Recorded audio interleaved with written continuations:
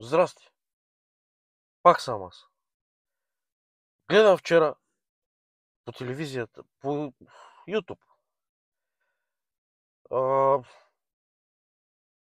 правят някакъв симпозиум, сбирка на класа, не знам точно как да го определя това нещо. Нашите партии, къде опозиционни, къде не. Начало там с БСП-та, БКП-та и какви бяха. И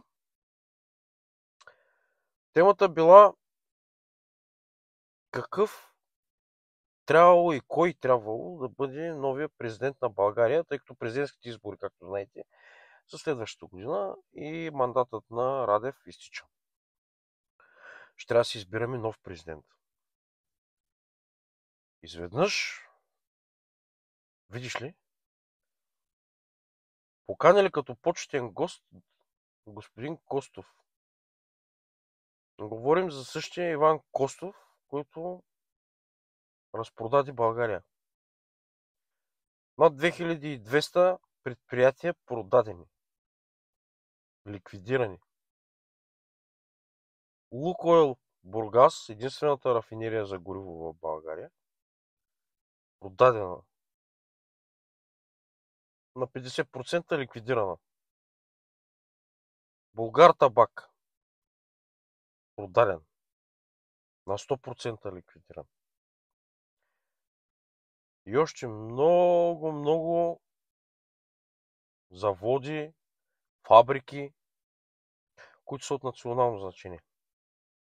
Не говорим за хилядите малки заводчета, фабрики, за лека, тежка индустрия, които нямат отношение към националната сигурност. Кирил Петков и той там, с американската си диплома. Те всичките знаем тези дипломи как се варят. Тук в Англия ги дават на килограм. Даже хората ти дават пари, за да отидеш и да си вземеш такава диплома. И Кирил Петков, който му е страшно трудно да сглоби цяло изречение, без да го обърка, обяснява как България трябвало да е в центъра на Европа, как трябвало да вземем еврото и тем подобни глупости, които не знам какво икономическо образование има този човек, ама тези неща въобще не са му ясни. Той не ги разбира, затова и не може и да ги говори. Иван Костов бил поканен там, защото бил един от малкото, които били печелили избори. Чакайте сега малко. Що не поканихте Доналд Тръмп? И той печелише избори. И той спечели последните избори. Що не поканихте Владимир Путин? Той също спечели последните избори. Доколкото ми е известно, с над 40% подкрепа. Що не поканихте Жан Виденов? И той спечели избори. България има много хора, които са печели избори. Що не поканихте Бойко Борисов? И той спечели избори. Що не поканихте Делян Пеевски? Реално погледнато, той до сега е печелил всички избори. Що не поканихте Син Цзинпин? Той печели избори от 3 поколения. Хора, то господин Костов разпродаде държавата. Заради него България в момента е частна. И тя не е на българи. Тя е на чужденци. Педя по педя, метър по метър, декар по декар, предприятие по предприятие България беше разпродадена по времето на другаря Иван Костов. Той беше един от хората, които спомогнаха заедно с Андрей Луканов за свалянето на комунизма, за разграбването на държавата, за овластяването, опаричването на така наречените мутри по това време, за източването на предприятия, които имаха огромно производство и правиха милиони за държавата. Милиони на ден. На ден.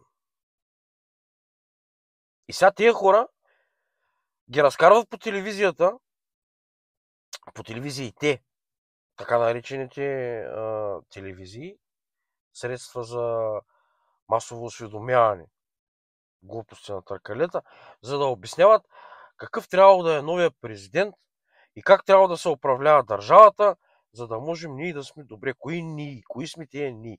Те като кажат ние, имат предвид себе си, защото ние определено не сме добре. Аз поне не съм добре. Не знам вие, ако сте добре, супер, страхотно гласувайте за човека, който ще ви предложи другаря Костов. Няма ядове. Или за човека, който ще гласува, който ще ви предложи господин Кирил Петров. Дето от 2 години насам има хора, които се опитват да обяснят какво точно се опитвал да каже. Защото и той самия не знае какво точно се опитва да каже. Вижте кои варят от нафталина. Вижте какво се случва. Погледнете го, хората го показват по телевизията. Вече даже не ги е срам. Вече дори не ги е страх от народа.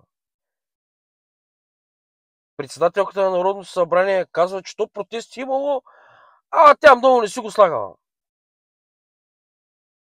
Хора, направете си сметката за кой ще гласувате на следващите избори за президент. И още нещо. Чакаме в Брюксел. Колкото повече хора се събереме, толкова по-добре.